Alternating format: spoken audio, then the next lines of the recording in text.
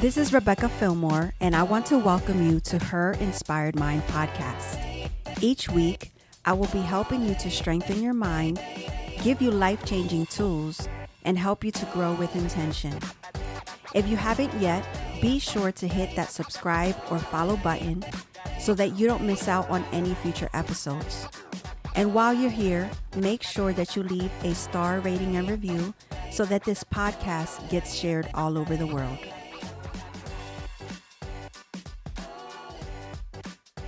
Thank you for tuning in to another episode of Her Inspired Mind podcast. This is your host, Rebecca Fillmore.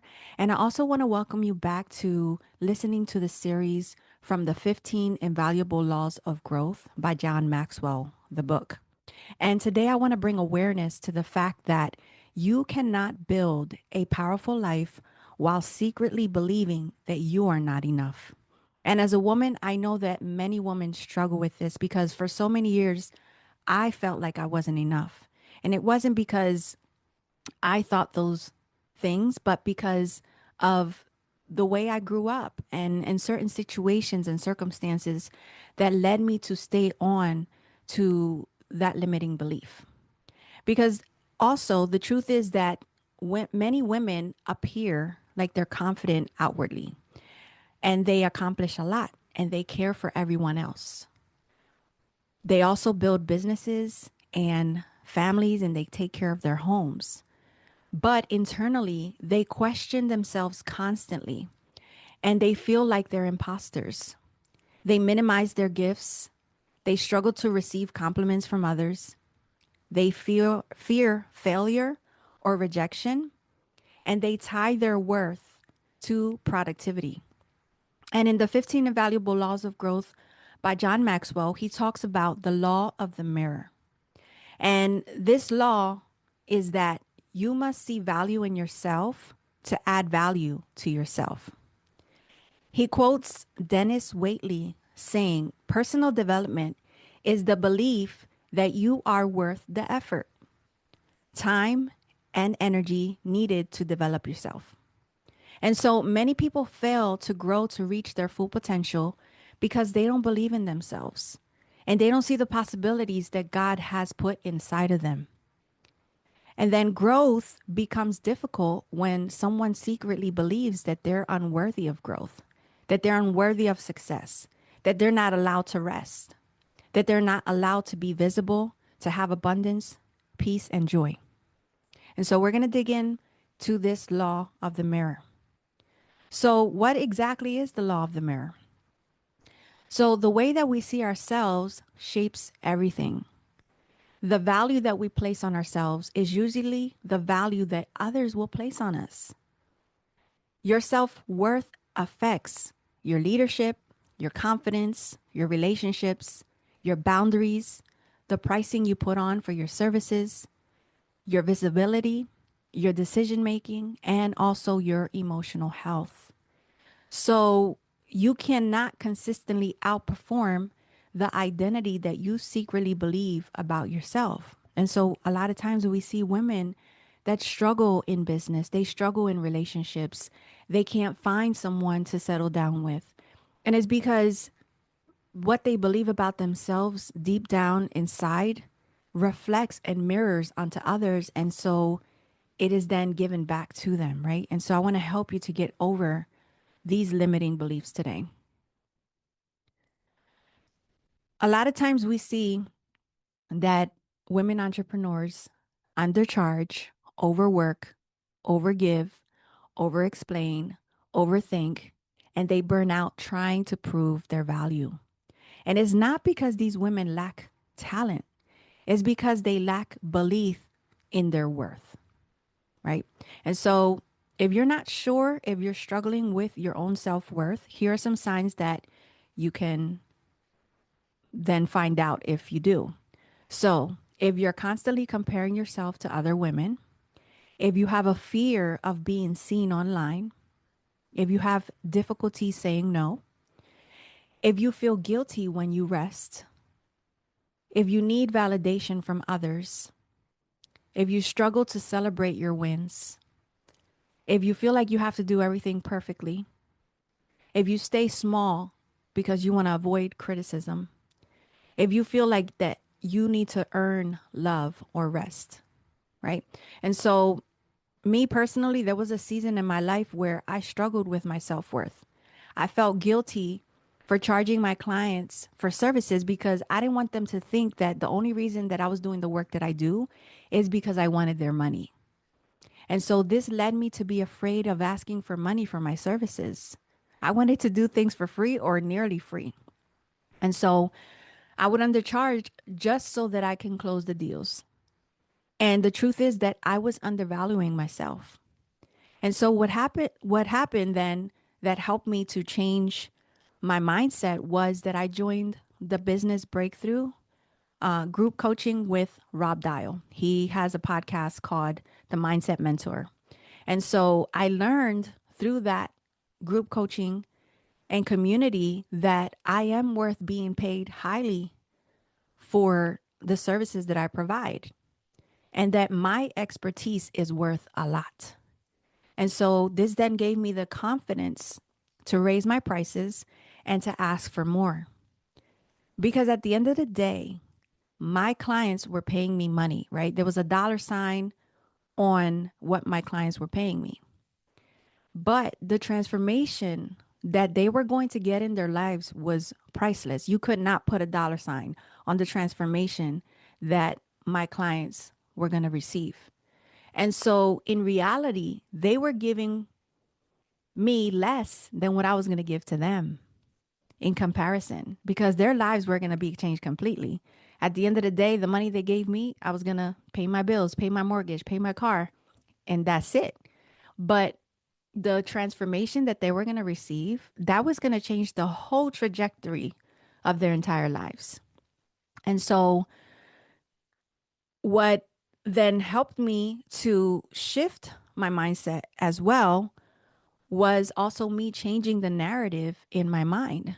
And so I guarded my self talk, right? Because a lot of times we say things to ourselves in our mind. We think negative things. We say negative things to ourselves when we're by ourselves. And so when I started to change my self talk, I started to see my worth and my value. Because the truth is that if you put a small value on yourself, rest assured that the world will not raise the price. Nobody is going to see you worth more than what you see yourself. And so you have to set the standard, you have to set the tone, and it all starts by shifting your mindset. And so I want to help you today to shift your mindset by helping you see yourself through the eyes of God. And so in culture, they define worth by achievement, by appearance, by income, by how many followers you have, and how productive you are, right? Are you grinding hard enough? Do you have how many streams of income? Or, you know, everything is about appearance, outward appearance, right? But God, He identifies our worth by our identity. And so I want to share a few scriptures with you, like Psalm 139:14. It says, I am fearfully and wonderfully made. Ephesians 2:10 says, we are God's masterpiece. Romans 8:1 says, there is no condemnation, right? And so these scriptures are key because they speak the truth of what God, which at the end of the day, what God thinks about you is more important than what you even think about yourself, right? And so by seeing yourself through the eyes of God, this is going to help you to change your mindset and your self-worth. And so I want you to realize that your worth was established way before your success. God does not require you to be perfect in order to call you valuable. You don't have to hustle for your identity.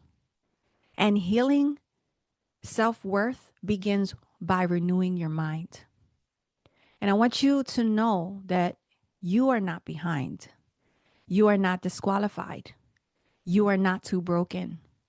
God still has a purpose for your life. And so I want to share a few practical steps that you can take beginning today to rebuild your self-worth. Okay. So the first step is change your inner dialogue. I want you to begin to speak to yourself in a way that you would speak to your best friend or your favorite person in the world. Change the narratives in your mind from I'm a failure to I am learning and growing, from I am not enough to I am more than enough, from I am behind to I am exactly where I'm meant to be in this moment. And any other encouraging self affirmations that you can think of to change the narrative from negative to positive. Okay. The second step is that you need to stop comparing yourself to others. I'm going to say it again. Stop comparing yourself to others. I know that a lot of times we see the highlights and success of other people on social media, and it can be easy to get caught in the trap of comparison. And then when you start to compare yourself to others, it robs you of peace, joy, and clarity. And understand that what we see on social media a lot of times is highlights. We don't see that, the struggles or the things that they're going through on a daily basis, right? Because everybody's not going to put their business out there. Even me, like I share a lot of good, a lot of positivity. But little did you know that I was just feeling frustrated because my son wasn't doing his schoolwork, right? You're not going to see that, right? Because we're not going to put every single little thing. So by you comparing yourself to others on social media, it's not fair. It's not fair to you and it's not fair to them. And comparison, all it really does is that it distracts you from your assignment. And it's not what God wants for you. And you need to understand and know that everybody's journey is different. And a lot of times, like I mentioned before, the struggles that people go through, you're not going to know what they went through. Sometimes they share certain things, sometimes they don't. I like what John Maxwell says that in order to do what I do, you have to do what I have done and gone through. And I'm not sure that you would want to, right? So if you're comparing yourself to others, know that they went through a lot to get there. And I want you to think, would you be willing to go through what they went through to get there? Reflect on that. Would you want to go through the heartaches, through the breakdowns, through the struggles, through the losses that they went through in order for you to get to what they got, right? I don't know, cuz a lot of times we want the good, but in order to get the good, we need to get through the bad. Okay? So, the third step is I want you to honor yourself. How do you honor yourself? Well, first step is rest, right? I know in a culture where hustle and grinding is the thing, you need to rest, right? Even God rested on the seventh day. So honor yourself by resting. Set boundaries. Nourish yourself with healthy food and exercise. Spend time with God. Invest in your personal growth. And say no to others without feeling guilty.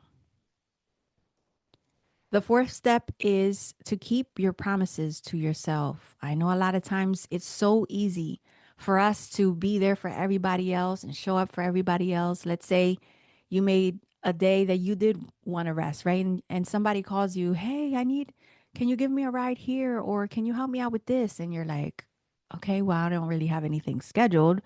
All I was going to do was rest, but sure, I can show up, right? And so you keep showing up for other people. But how often do you keep your promises to yourself? Because the truth is that confidence grows when you trust yourself again. All right. So a few examples are following through on the routines that you set for yourself, showing up consistently for yourself, and do what you said you would do for you. That's where discipline comes in. That's where consistency comes in, right? Again, like your self care time is non negotiable. You should not be trading that or giving that up for nothing. Okay. Even if someone else is a big emergency, I mean, you have to weigh it out, right? If it's a life and death situation, that's different. But because somebody thinks something is important that you need to put your stuff aside just because they think so, no. You need to prioritize what you committed to yourself first. So I want you to reflect on these questions, right? And they are, what belief about yourself have you been carrying that God never said about you? In what area are you shrinking because of fear or insecurity? And what would change if you truly believed that you were worth the life that God has placed in your heart? And so I want you to take your time, right? And go through these questions and really sit and think about it and journal about it, right? Go, journal through each question, write on it, reflect on it, and go to God with it. Okay. So I want to invite you to a challenge, right? Because I don't want you to just hear this episode. I want you to take action, right? And a way to take action a lot of times to propel us for change is by doing challenges. And so I have a 7-day self-worth revival challenge for you. Okay. So for the next 7 days, I want you to speak one truth of yourself. And you could even include a Bible verse, right? That is going to really help you. And speaking the word of God over yourself can be very transformational. And so the next thing I want you to do is write one thing that you appreciate about yourself. How often do you say, you know what, girl, I appreciate you, right? Like we don't a lot of times. We thank everybody else, we appreciate everybody else, but how do you show up for you? How do you appreciate you for you? The next thing is to spend quiet time with God, right? Talk to Him. Talk to Him about your fears, your worries, your anxieties, things that you struggle with, right? He knows, yes, but He wants you to go to Him with it. And then also take one intentional action towards your goals, right? Like if you've been putting off doing a craft or working on your business or working on that project that because you're so busy being there for everybody else and doing everything else, you haven't had time. For the next 7 days, do it. Make that one thing that's going to help you to reach your goals, right? And so I also want to invite you that, maybe life feels tough. Maybe life feels heavy and you've been struggling alone for a long time. I want you to reach out to me. If you feel led to reach out to me, that you need someone to walk with you in your journey, I do offer coaching. I do offer leadership training. So if you lead a team and you want to not only help yourself but your team, I do offer leadership training. And I also do DISC assessments. So DISC assessments helps you to learn more about yourself and your personality and the way that you operate, right? These are just really helpful tools to help you in your journey. And the reason I want to bring these things to your attention is because the way that you see yourself matters, because it affects the way that you show up in the world. And when you begin to see yourself through God's eyes, everything around you starts to change. So this is not something that you need to put off or keep putting off. This is important because your inner world will reflect in your outer world. It will reflect in the work that you do. It will reflect in the way that you show up. It will reflect in your relationships.